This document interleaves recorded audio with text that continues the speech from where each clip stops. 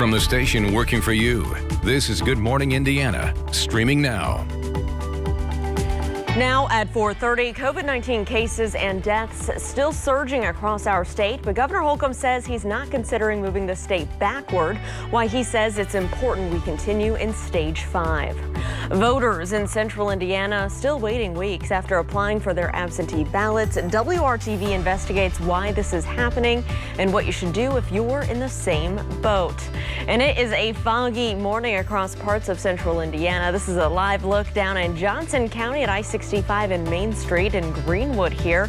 So you're going to need to use caution as you're heading out on the roads this morning. That is the main thing we're going to be talking about right now, Todd, is the reduced visibility out there. And I can confirm that down in Johnson County, the fog is pretty dense right now. Yeah, you just got to give yourself some extra time. As always with fog, use your low beams, slow down, and don't be in a rush, and just know that visibilities will change over the course of the miles that you drive. It's not too bad here in downtown Indianapolis, but you look to the north and there's a lot of visibilities here that are down below 1 mile. And I always tell you that's the threshold when it starts to become a little more dangerous on the roadways. 0.2 of a mile in Muncie, 0.3 of a mile up in Gas City, 0.4 in the Frankfort area. As you work your way to the south, the visibilities are a little bit better compared to northern locations. And that's why there is a dense fog advisory for almost all of central Indiana. The National Weather Service out of Cincinnati did not issue the advisory for Wayne County or Fayette County off in Union County off to the east. But nonetheless, you also have some dense fog there. So whether you're under the advisory or not, just be a little bit careful. Here is the view, and you can see it's just a thin layer of fog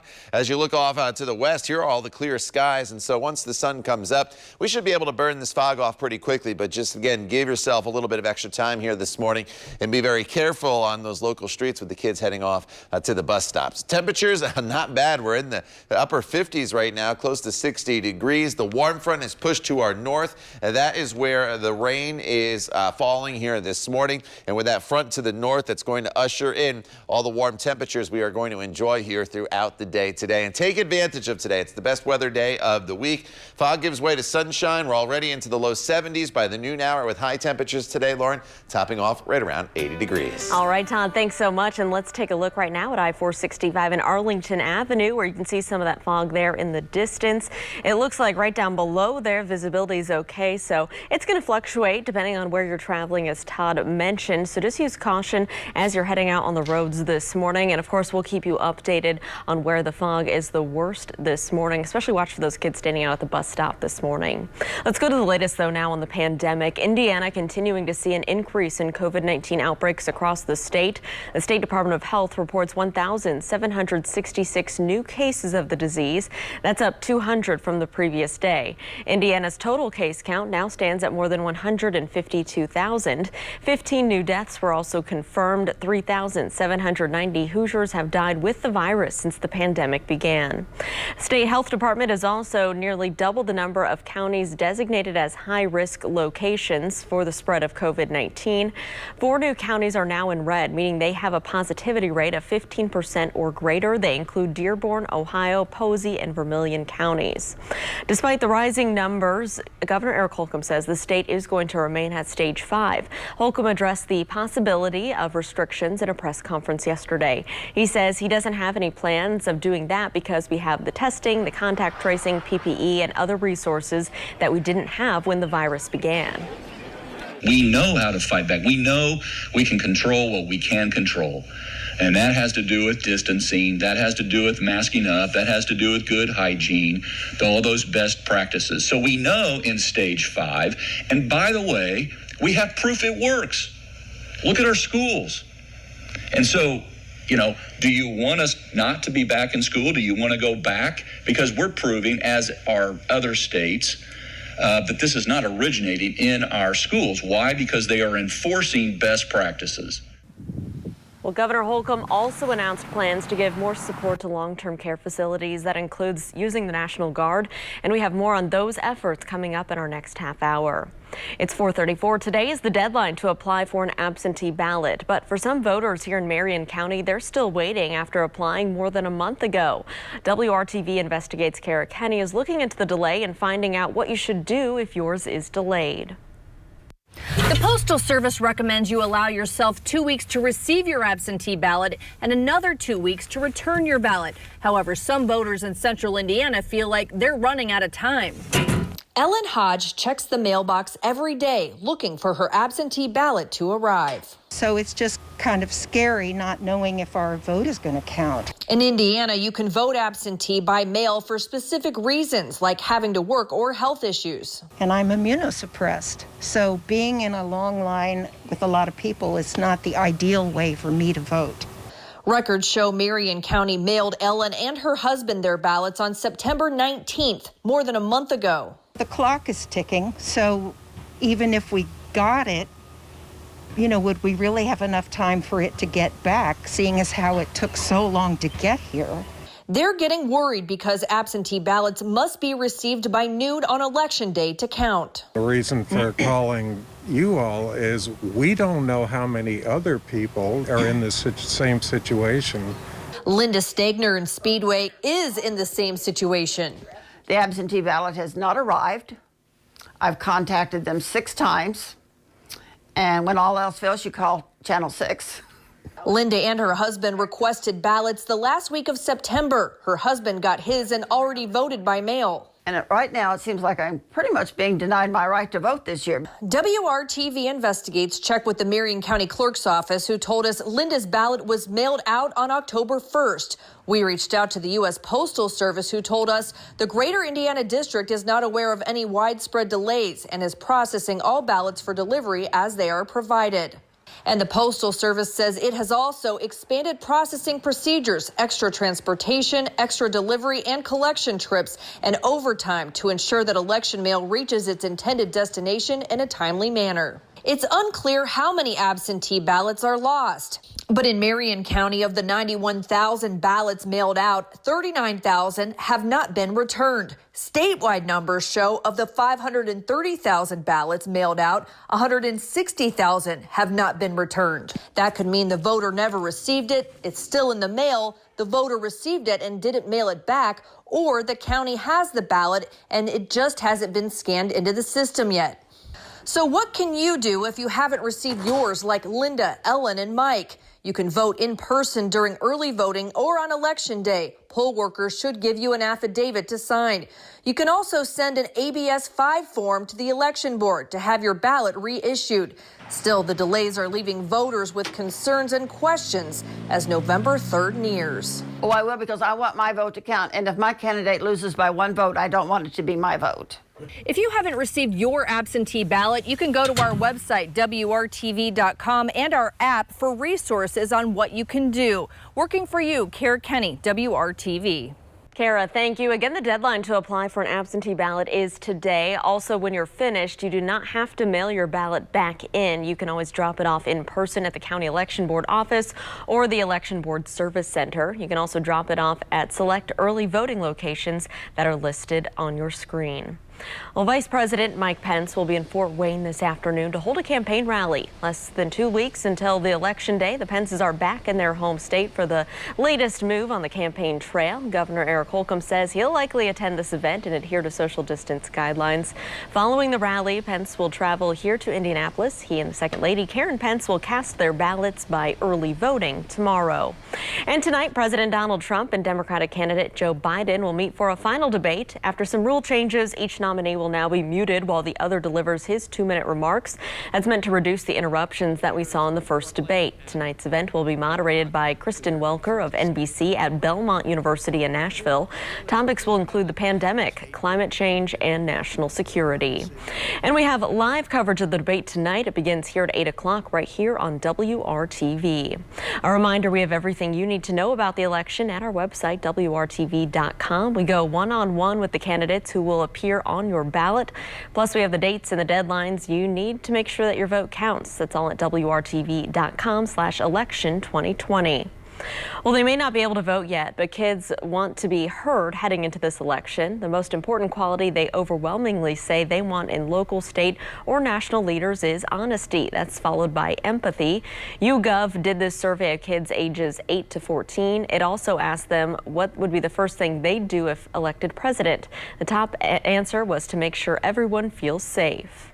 This could be reflective of the fact that children's lives have been profoundly affected by the coronavirus this year. Their lives have been upended. Well, this week's Junior's editor-in-chief says that the kids are aware of how divisive things are in our country right now, and she says you can use this opportunity to reinforce your family's values and ask them what they do differently.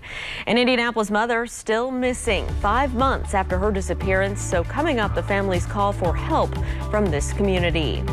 And the CDC is redefining what close contact means during the pandemic. Still had an update on how experts say you could be exposed to COVID-19.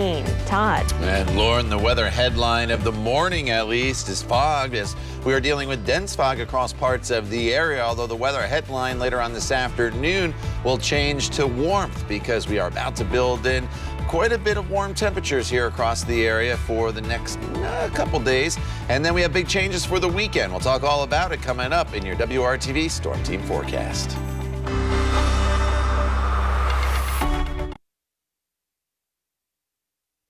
Welcome back to Good Morning Indiana. The time right now is 4:43 here on your Thursday. This is a live look down in Johnson County where we're monitoring some dense fog this morning. I-65, the exit here at Whiteland Road.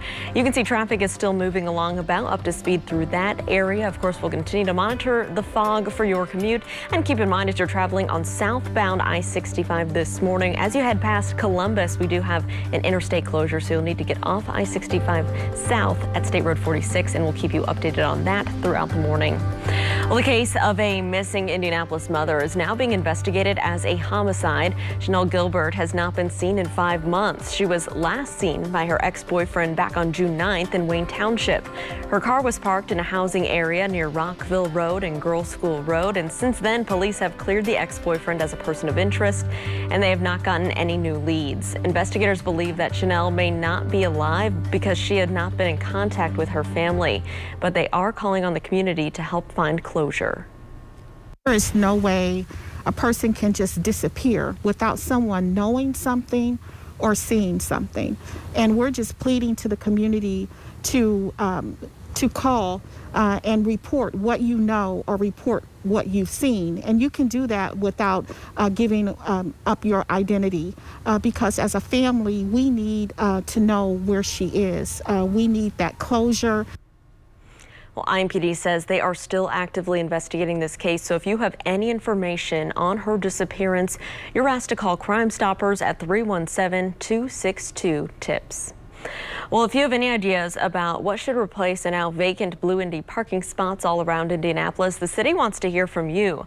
The city announced details of the Reimagining the Curb public engagement effort. It invites residents for feedback on ideas on repurposing the underground power connections at the former Blue Indy sites. A centerpiece of engagement is an electronic survey to gauge the public support of ideas submitted this summer. Also, the posters will be placed at the sites by the end of the month, encouraging you to vote by text and offer your opinion.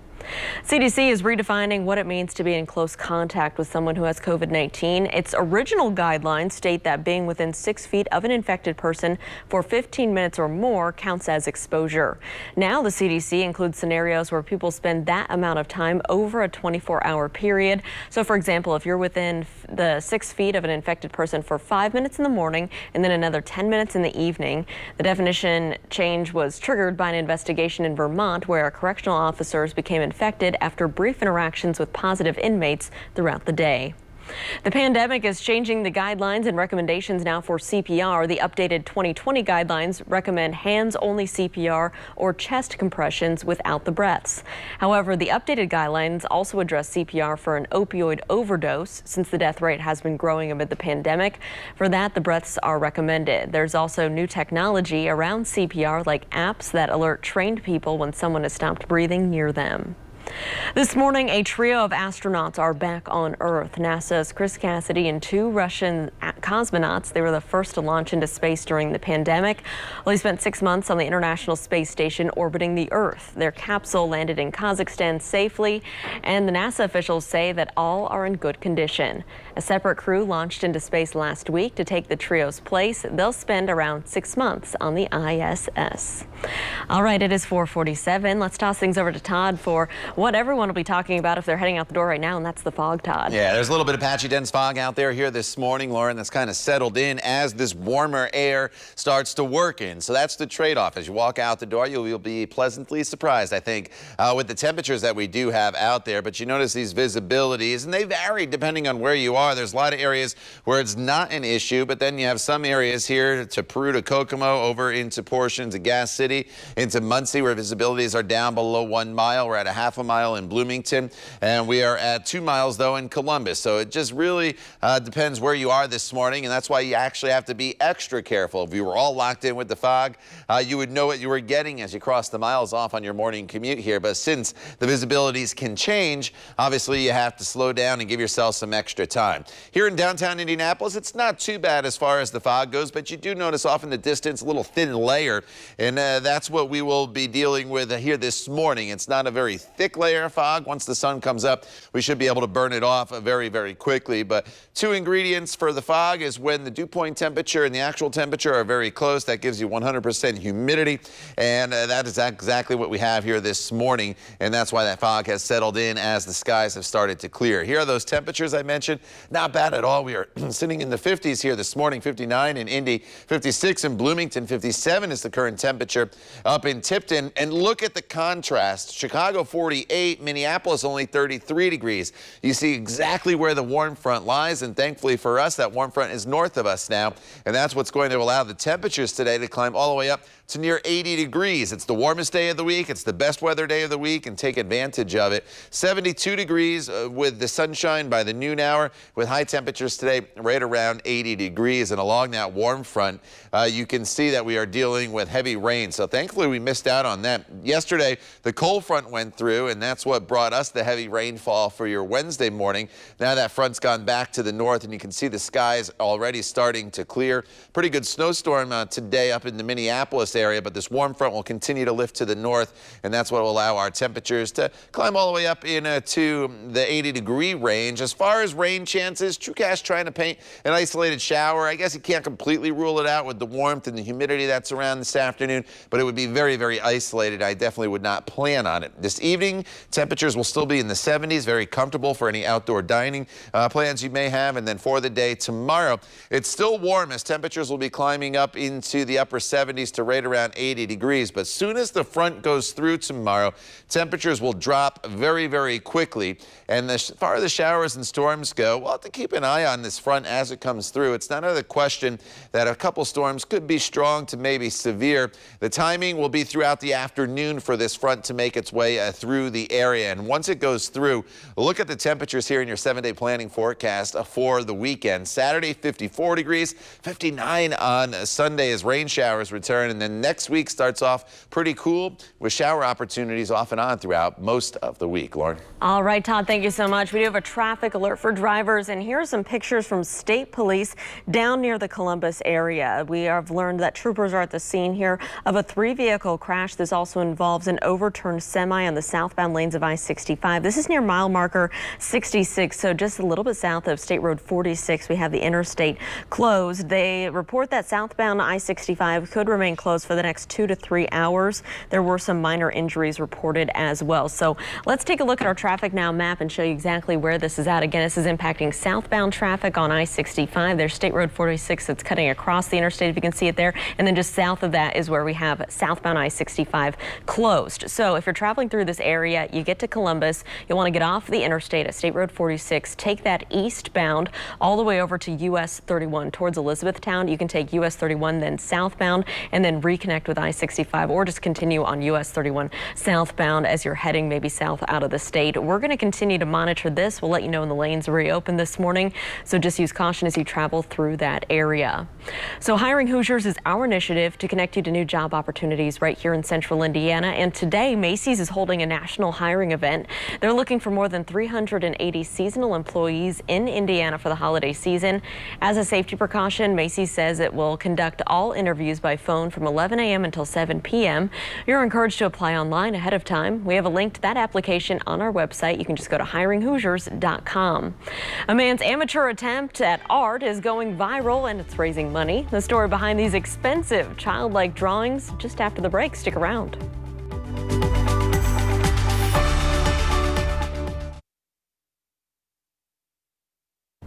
Well, a masterpiece takes a skilled artist, but for one man, it's his lack of drawing skills that's getting people's attention. Take a look at this. Phil Heckles says that he's trying to get his son to write a thank you card, and so to inspire him, he decided to draw their family dog.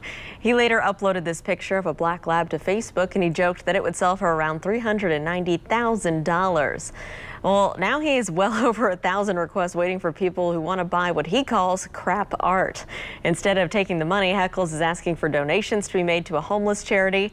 So far, he's raised about $15,000. Those are kind of funny, Todd. Yeah, right? I can see why people like him, but I don't know if they're worth that much money, but for a good cause. You know, they're pretty, pretty Look at that one.